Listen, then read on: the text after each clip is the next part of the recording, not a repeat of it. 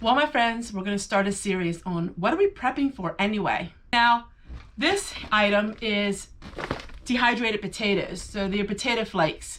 I could do my own dehydrating, but for the cost of so many potatoes to dehydrate my own, it actually would be cheaper to buy them than to run the electric for months at a time.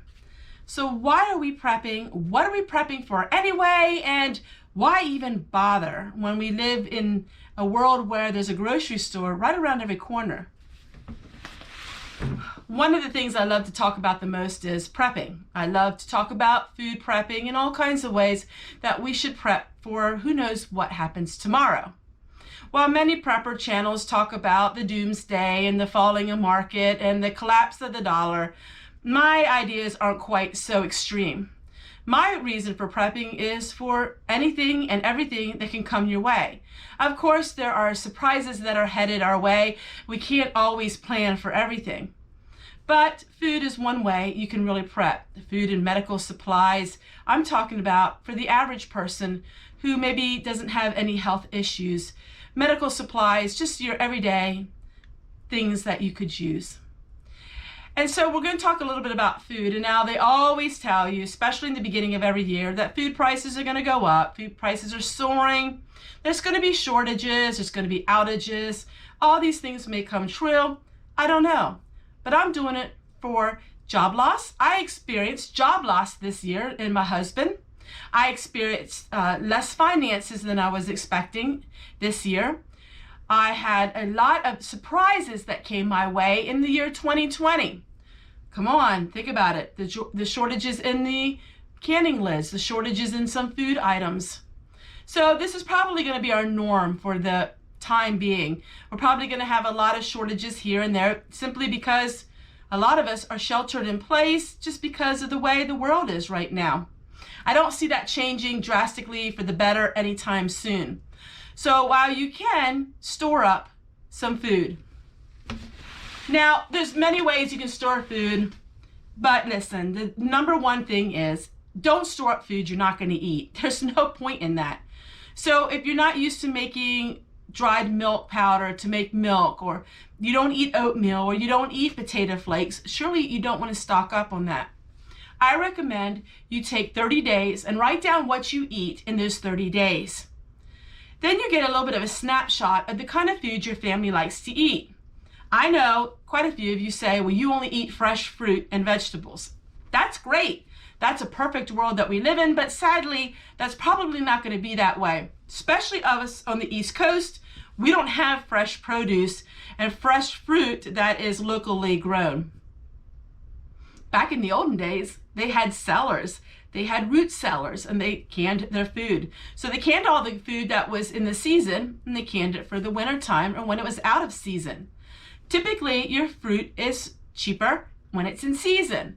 Now, some of you on the West Coast and live in California where you pretty much can have things whenever you need it, I still would recommend that you do a lot of prepping because you just never know. I remember one year in Florida, there was a sudden freeze and all of the orange juice and the oranges, they pretty much froze. It was very hard to find oranges and orange juice back that time. So today I'm going to bucket some of this and I'm going to put it in these containers.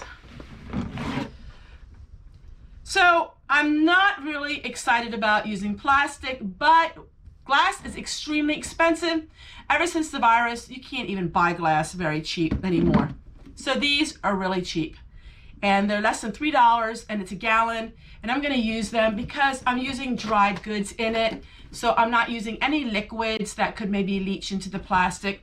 I know a lot of people are really concerned about plastic and about things like that. But when it comes down to it, survival is what I'm about. I'm about survival. I'm about either you have something or you don't have it at all.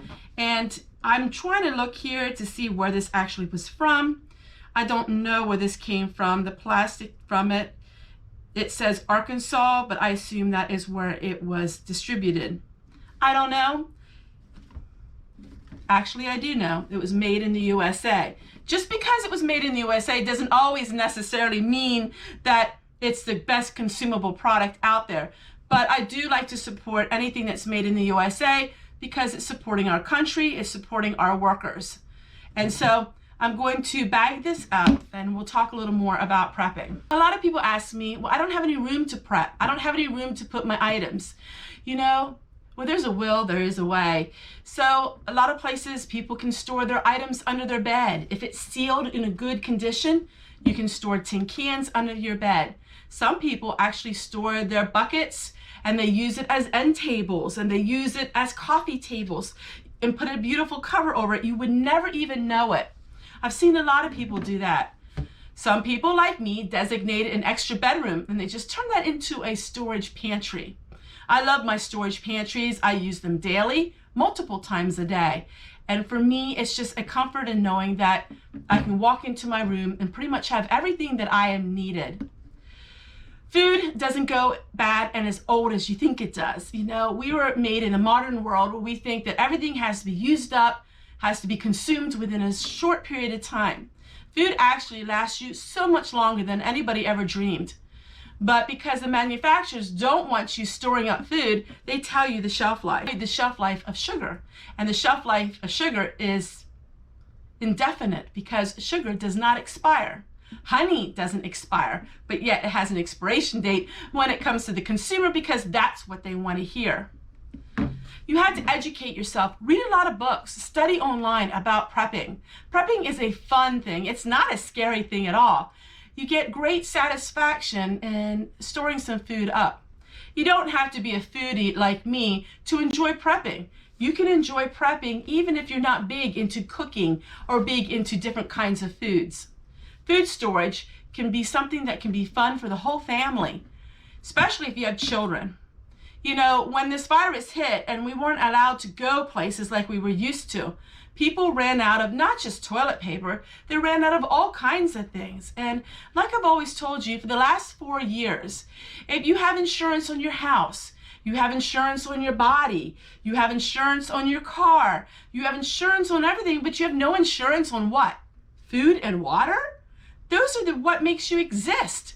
Without food, without water, you're nothing.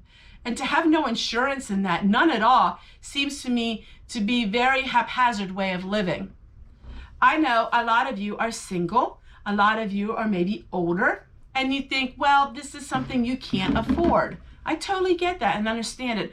But yet there are ways you can afford to prep. You can buy things at the Dollar Tree and at Walmart. A bag of noodles at Walmart for 69 cents. If you have a discounted grocery store, you can get it for 33 cents. Whole wheat flour. How full do you want it? As full as you can. It's heavy. Yeah, a little weight. That's good. A little more. That's good. Why?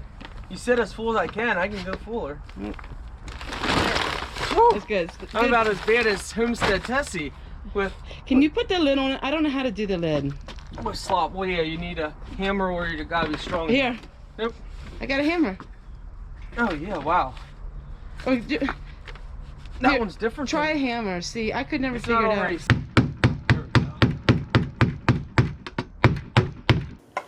All right, so I just put in a bay leaf or two in the tops. And that will help it. It does really make a difference.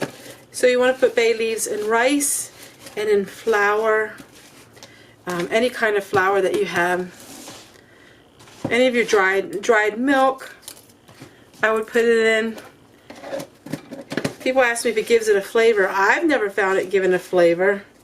I don't notice anything. And I can go ahead and I'll put these on my pantry shelf. As I put my food away, what are we prepping for? I mean, really, what are we prepping for? Why is there so much talk about prepping? Well, 6 years ago, people really questioned why we should prep food. They thought it was really ridiculous. Well, with what happened in the year 2020, everybody's realizing that there's a certain part of prepping that's necessary. You know, we can't get out in the store like we used to. So all of the years that I've been prepping, what have I learned from it all? I learned that in the time of plenty is when you stock up for time of need. You know, that is something that is so fundamental truth, no matter what year you live in. Back in the Depression, you know, people, when they had plenty, they store up for when they had need. And when they were in the farm, out in the farm working, or they were in the garden, all of these things, they realized that they needed to stock up. I believe we should prep for medical supplies and all kinds of non-edible essentials. Today, you are in this spare bedroom. Now, it's rather cold in here. We have no heat in here. Now, it will not freeze, but depending on the lighting, you can see my breath because I keep it really cold in here, and that's important. To keep it about 40 degrees is really essential. So, why prep? Prepping can be a hobby. It can be a sense of accomplishment. You can go to the Dollar Tree and get 2 boxes of noodles instead of 1. Those of you who live near Walmart can even do better deals than what I can. I don't live near Walmart. It's been a year since I set foot in a Walmart. It's been a year since I went out to eat. You know, my life has really changed, and a lot of that has to do with the virus, but some of it is just because it's a habit that I broke. And so I grew a lot of it. And of course, some of the other food that I prep is also food that I rescued from being thrown away. Another thing that I like to do is at the end of the year, I do make the purchases like I am in this potato flakes. But once a year, I will stock up on things that will last me 2 years. So usually in December, I would take about $200, $100 to $200, and I will buy bulk food. So like cinnamon, and this will last me for a good 2 years. And so I like to do that at the end of the year. And that's what I did with the potato flakes. This would give me enough of potato flakes for my husband and I for about a year. Now, if I was feeding my family, of course, it wouldn't last as long. But I like doing things like that. When corn is on sale, frozen corn, you can get that cheaper than growing it. And I can it. So you can recan frozen vegetables. I really wouldn't recommend you recanning canned vegetables because they can get kind of mushy. But any frozen vegetable, pretty much, you can can it with the pressure canner, of course. If you're interested in prepping, I have hundreds and hundreds of videos on prepping every and any food you can possibly imagine how to preserve it. A lot of people have questioned me and wondered if I'm ever going to write a book. I would love to write a book. That is something on one of my to-do lists. But right now, my life is so extremely busy that I haven't had a chance. But canning butter, canning all kinds of food. I pretty much have everything you can imagine as far as being able to eat here on the homestead. Any vegetable and every vegetable, just about. If it's not canned, it's dehydrated. This year,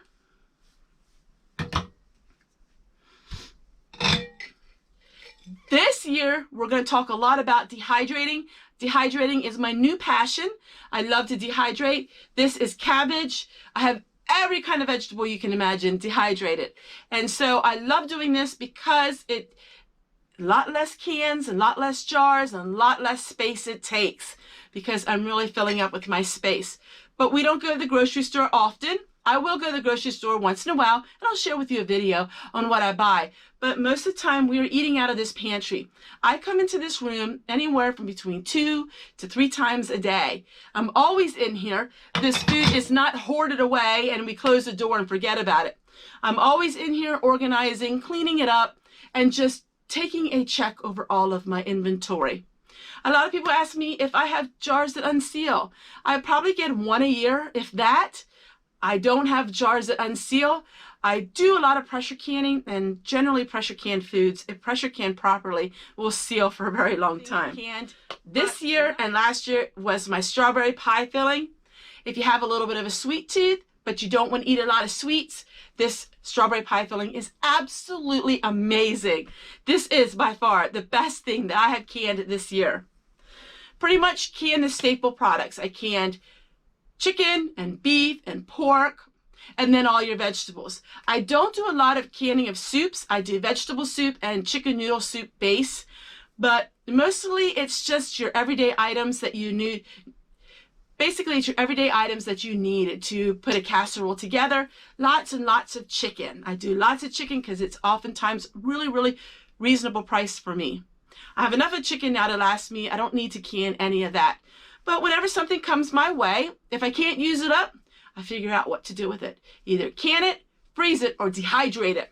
Those things can keep your food preserved for a long time. So what are we prepping for? Just everyday life. Everyday knocks of life that hit all of us. Whether it's job insecurity, whether it's health insecurity where you don't want to leave your house, or any kind of insecurity, it is an assurance that you really can't do without, especially in the days that we're living in. Take care, everyone, and we'll see you guys real soon. Bye, everybody. So there's the update of my pantry.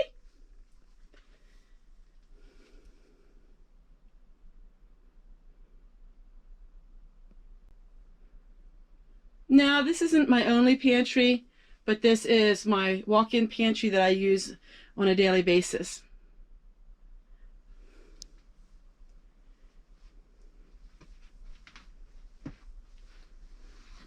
So if prepping is something that you enjoy and you want to know all about food prepping and all about prepping in general, here's a playlist right below of all kinds of videos that I share with you on everything that you need to know about prepping.